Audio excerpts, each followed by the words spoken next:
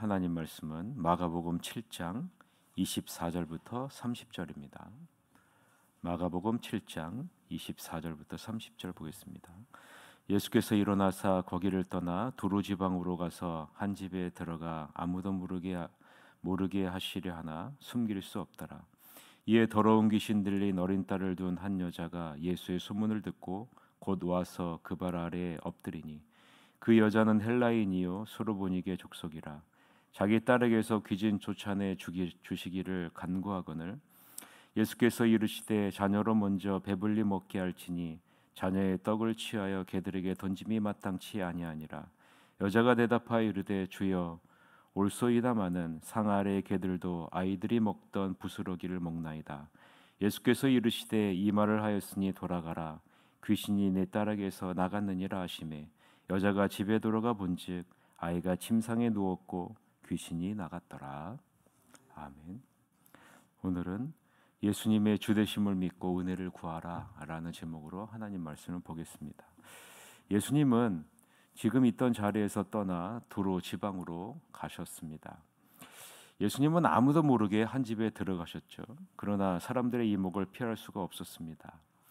예수님이 안에 들기가 무섭게 고통당하는 딸을 둔 한 여자가 그분이 계신 곳이 그분이 그곳에 계시다는 말을 듣고 찾아옵니다. 이 여자는 예수님의 발 앞에 무릎을 꿇고 도와달라고 애원하죠. 이 여자는 수르보니게 출신 헬라 사람입니다. 여자가 예수께 자기 딸을 고쳐달라고 간청하자 예수님은 줄을 서서 차례를 기다리라고 말하면서 자녀들을 먼저 먹이는 법이라고 말씀합니다. 그리고 남은 것들이 있으면 개들에 차지라 라고 말하죠. 이때 여자가 말합니다. 지당하신 말씀입니다. 주님, 하지만 상 밑의 개들도 자녀들이 흘리는 부스러기를 먹지 않습니까? 라고 말해요. 이에 예수님은 감동을 받으십니다. 내 말이 맞다. 가거라. 내 딸이 더 이상 고통당하지 않게 되었다.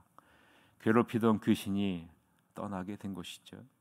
여자가 집에 가 보니 딸이 침대에 편히 누웠고 고통이 완전히 사라졌다라는 내용이 우리가 읽은 오늘 본문의 내용입니다. 우리는 이 오늘 내용을 읽으면서 몇 가지 생각해 볼 내용들이 있습니다. 첫째는 왜 예수님이 두로 지방으로 가시면서 아무도 모르게 한 집을 선택해서 들어가셨을까? 아무도 모르게 들어가셨을까라는 거죠. 두 번째는 한 여인의 애절한 간증에 왜 예수님은 이렇게 차갑게 대하셨을까? 세 번째는 이 여인의 모습에 왜 예수님은 감동하셨을까라는 것.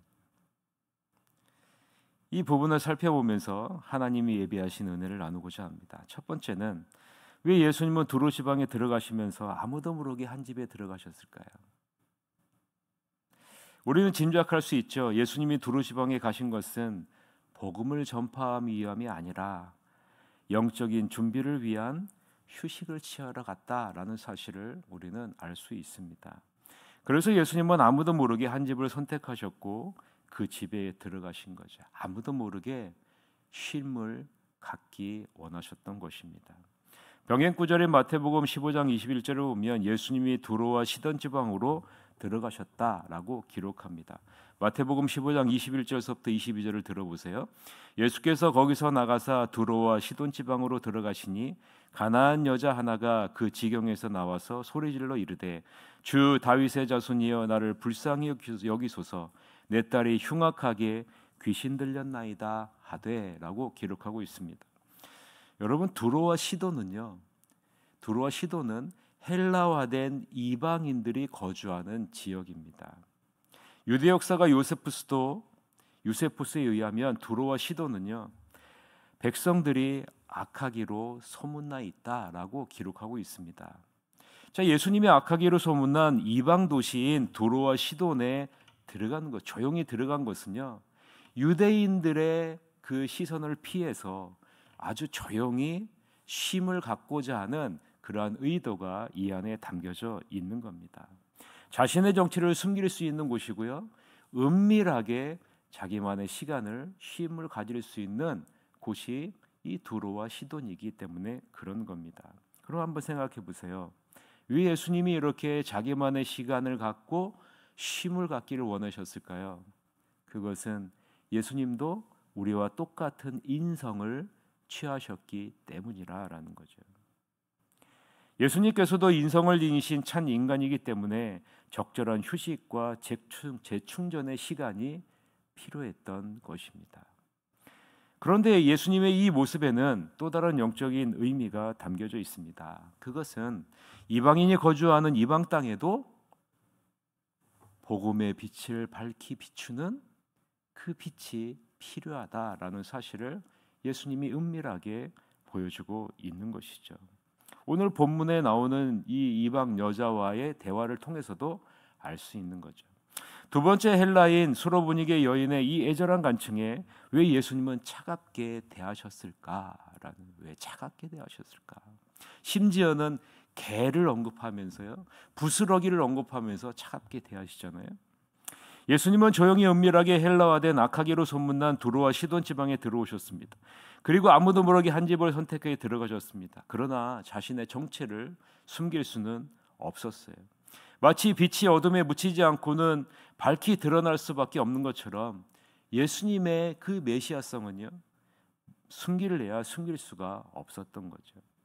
하나님의 자녀된 우리들은 우리 자신을 숨기려고 해도 절대로 숨길 수 없다라는 사실을 이 예수님의 모습을 통해서 볼 수 있는 겁니다. 마태복음 5장 14절에 뭐라고 얘기해요? 여러분 익히 알고 있지 않습니까? 마태복음 5장 14절에 너희는 세상의 빛이라 산 위에 있는 동네가 숨겨지지 못할 것이요 라고 말씀하고 있지 않습니까? 여러분, 빛으로 부름받은 우리는요, 이 세상에 절대로 숨겨질 수 없는 거예요. 어디를 가든지 빛된 하나님의 자녀의 모습으로 나타날 수밖에 없는 거죠. 예수님이 두로의 한 집에 오셨다는 소식을 들은 한 여자가 예수님에게로 와서 그 발 아래 엎드립니다. 이 여자는 더러운 귀신 들린 어린 딸을 두고 있죠. 이 여자가 소리를 지르며 말합니다. 다윗의 자손이여 나를 불쌍히 여기소서. 내 딸이 흉악한 귀신에 들렸나이다. 병행구절인 마태복음 15장을 보면 예수님은 이 여자의 말에 한 말씀도 하지 않으셨다라고 기록하고 있어요. 이 여자는 더 큰 소리로 소리를 지릅니다. 이때 예수님이 한 말씀 하시죠. 나는 이스라엘 집에 잃어버린 양 외에는 다른 데로 보내심을 받지 않았다라고 말해요. 자녀의 떡을 취하여 개들에게 던짐이 마땅하지 않다라고 말합니다. 마태복음 15장 23절서부터 26절인데요. 잘 들어보세요. 예수는 한 말씀도 대답하지 아니하시니 제자들이 와서 청하여 말하되 그 여자가 우리 뒤에서 소리를 지르오니 그를 보내소서. 예수께서 대답하여 이르시되 나는 이스라엘 집에 잃어버린 양 외에는 다른 데로 보내심을 받지 아니하였노라 하시니 여자가 와서 예수께 절하여 이르되 주여 저를 도우소서. 대답하여 이르시되 자녀의 떡을 취하여 개들에게 던짐이 마땅하지 아니하니라 라고 말씀합니다. 간절히 자녀의 회복을 위해 애원하는 이 이방 여인을 향해 예수님은 왜 이렇게 차갑게 대하셨을까요? 우리는 이 부분에서 오해를 하면 안 됩니다. 예수님이 이방 여인은 이 여자를 멸시해서 그렇게 차갑게 대했다라고 오해하기 쉽기 때문입니다. 그래서 이방인을 상징하는 개를 예로 들었다라고 말하기 쉬운 거죠. 그러나 여러분, 그렇지 않습니다. 그것을 알 수 있는 부분이 오늘 본문 27절에 나오는데요. 그것이 바로 먼저라는 이 문구입니다. 여러분, 27절에 이 먼저라는 부분에 여러분 동그라미를 꼭 쳐놓으세요. 굉장히 중요한 부분입니다. 27절 한번 같이 읽어볼까요? 예수께서 이르시되 자녀로 먼저 배불리 먹게 할지니 자녀의 떡을 취하여 개들에게 던짐이 마땅치 아니하니라 라고 말해요. 예수님은 이방인인 이 여자를 멸시하거나 무시하신 것이 아니라는 겁니다. 예수님의 이 말씀은 하나님의 백성이 이스라엘이 먼저 구원을 받아야 하고 그 다음에 이방인의 때는 아직 오지 않았다라는 것을 지금 말씀하고 있는 거예요. 예수님께서 이방인을 아주 멀시하신 것이 아니라 그들의 때가 이르면 구원을 받아야 할 존재이다라는 사실을 보여주는 것이 먼저라는 이 부분에 담겨져 있는 겁니다. 사도 바울도 이 부분을 분명하게 언급하고 있지 않습니까? 로마서 1장 16절에 내가 복음을 부끄러워하지 아니하노니 이 복음은 모든 믿는 자에게 구원을 주시는 하나님의 능력이 됨이라. 그 다음에 뭐예요? 여러분 외우고 있잖아요. 먼저는 유대인에게요, 그리고 헬라인에게로다. 다시 한번 들어보세요. 로마서 1장 16절에 오면 내가 복음을 부끄러워하지 아니하노니 이 복음은 모든 믿는 자에게 구원을 주시는 하나님의 능력이 됨이라. 하나님의 능력이 된다는 거죠, 다. 그 다음에 뭐라고요? 먼저는 유대인에게요, 그리고 헬라인에게로다 라는 거예요. 여러분, 절대로 예수님이 이방인인 이 여인을 무시하거나 멸시하신 것이 아니라는 거예요. 지금은 먼저 유대인이, 이스라엘 백성들이 구원을 받을 때고 그 다음에 헬라인이, 이방인이 구원을 받게 될 것이다 라는 그 말이 오늘 본문 안에 담겨져 있는 겁니다. 그래서 먼저라는 단어를 사용하신 거예요. 세상을 향한 예수님의 사랑은 유대인이나 헬라인이나 이방인이나 차별이 없다라는 것이죠.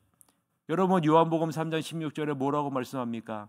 하나님이 세상을 이처럼 사랑하사 독생자를 주셨으니 이는 그를 믿는 자마다 멸망하지 않고 영생을 얻게 하려 하심이라. 그를 믿는 자마다라고 분명하게 말씀하고 있습니다. 마지막으로 세 번째, 이 여인의 모습에 예수님이 감동하셨을까요? 이 여인의 모습에 예수님이 감동하셨을까요? 이 여인은 오해 소지가 있는 예수님의 태도와 발언에 다음과 같이 대답합니다. 주여, 맞습니다. 개들도 식탁 아래에서 아이들이 떨어뜨린 부스러기를 먹습니다. 이 대답을 들은 예수님은 이 여자를 향해 네 믿음이 크다라고 칭찬합니다. 병행 구절의 마태복음 15장 27절에서부터 28절에 보면 이렇게 얘기합니다. 여자가 이르되 주여 올소이다마는 개들도 제 주인의 상에서 떨어지는 부스러기를 먹나이다 하니 이에 예수께서 대답하여 이르시되 여자여 내 믿음이 크도다. 내 소원대로 되리라 하시니 그때로부터 그의 딸이 나으니라 라고 말해요. 도대체 이 여인의 모습, 이 여인의 대답이 어떻길래 예수님은 감동을 받으시고 이 여인을 향해 내 믿음이 크도다라는 칭찬까지 하실까요? 이 여인의 대답과 모습 속에서 예수님은 큰 믿음을 보신 것입니다. 어떤 모습일까? 한번 생각해 봅시다. 먼저 이 여인이 예수님을 부르는 호칭에 그 믿음이 담겨져 있습니다. 정작 유대인들은 예수님을 주님으로 부르지 않았어요. 그리고 주님으로 대접하지도 않았습니다. 그러나 이방 여인은, 이 여자는요, 예수님을 뭐라고 부르고 있습니까? 우리가 있는 본문에 보면 주여라고 부르고 있어요. 이 주여라는 것은요, 신적 최고 통치자에게 부여되어지는 이 호칭입니다. 주여라는 헬라어 이 큐리에라는 호칭은요, 이 우리가 읽은 이 마가복음에서 유일하게 이 여인을 통해서만 나와요. 유대인에게서도 나오지도 않고요. 오직 이 여인에게 통해서만 주여라는 이 호칭이 나오고 있다라는 거죠. 예수님이 어떤 분이신지 분명하게 고백하는 이 고백이 이 여인을 통해서 나오고 있다는 겁니다. 유대인들도 알지 못했던 예수님이 최고의 통치자요 하나님이시라는 이 호칭을 지금 이 유대인, 이 이방인, 헬라인인 이 여인을 통해서 나오고 있다라는 거예요. 그리고 고백을 하는 거예요. 그래서 이 여인은 예수님에게 유대인들은 식탁에 차려진 풍성한 음식을 먹는 것과 같이 하나님의 은혜를 마음껏 누리고 있지만 자신은 그 상에서 떨어지는 부스러기 같은 아주 작은 은혜라도 받기를 원합니다라고 지금 이야기를 하고 있는 거예요. 부스러기 같은 그 작은 은혜로도 나는 구원을 받을 수 있다는 겁니다. 부스러기 같은 작은 은혜라도 받으면 내 딸이 병을 낳고 구원을 받을 수 있다는 그 확고한 믿음을 이 여인이 지금 고백하고 있는 거예요. 그 은혜를 사모한다는 거죠. 예수님이 어떤 분이신지를 알기 때문에. 보세요. 개들, 아이들, 부스러기, 이 단어를 여러분 주목해 보셔야 돼요. 개들, 아이들, 부스러기, 이 세 명사가요, 어떤 명사냐면요, 아주 작은 것을 의미하는 명사라는 거예요. 이 여인이 고백하는 이 단어 안에는요, 아주 작은 강아지들, 아주 작은 아이들, 아주 작은 조각을 의미하는 그 믿음이 담겨져 있는 거예요. 이 여인은 다른 유대인이나 제자들과는 다른 예수님이 분명하신 하나님이시라라는 것을 고백하고 있고요. 그 말 안에는 예수님이 어떤 분이신지를 분명하게 하는 영적인 분명한 통찰력을 보여주고 있다라는 사실입니다. 비록 자신은 개 같은 이방인이지만 넘쳐나는 구원의 잔을 맛볼 수만 있다면, 아주 작은 은혜라도 맛볼 수만 있다면,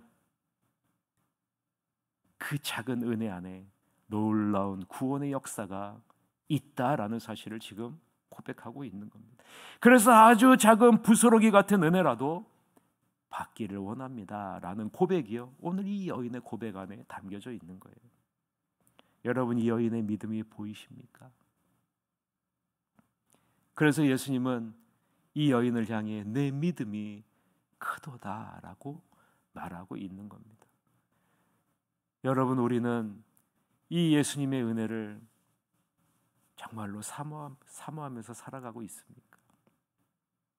이 여인과 같이 예수님이 어떤 존재이심을 고백하고, 이 예수님으로부터 오는 그 부스러기 같은 작은 은혜로도 놀라운 역사가 임할 수 있다는 사실을 알고 하나님의 은혜를 정말로 사모하면서 나아가고 있습니까?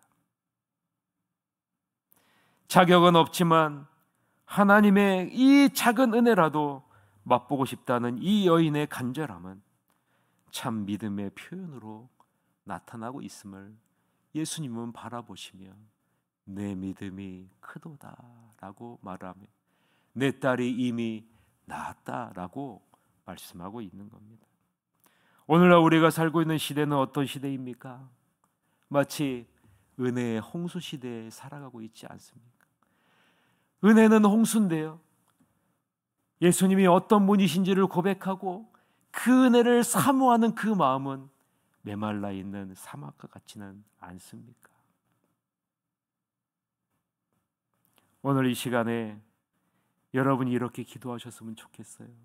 이 여인과 같이 은혜를 받을 자격은 없지만 은혜를 주신 주님을 내 삶에 고백하게 하시고, 이 여인과 같이 부스러기 같은 작은 은혜라도 날마다 받기를 사모하는, 그 은혜를 사모하는 그 사모함이 내 삶 가운데 있게 하여 주시옵소서.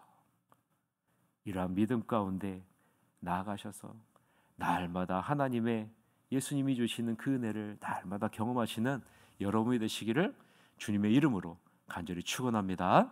이 시간에 다 같이 1분 동안 통속으로 기도합시다. 하나님, 이 여인과 같이 예수님이 만물의 통치자여 주관자이심을 분명하게 고백하는 주여라는 고백과 함께 예수님께로부터 오는 작은 은혜라도 사모하는 그 사모함이 있어 날마다 이 은혜를 충만하게 누릴 수 있도록 이끌어 주시옵소서. 특별히 육신적으로, 영적으로, 정신적으로, 물질적으로 연약한 우리 지체들이 이 은혜를 경험하게 하여 주시옵소서. 사모함을 주시옵소서라고 우리 다 같이 통성으로 기도하시러 가도록 하겠습니다. 기도하시겠습니다. 사랑의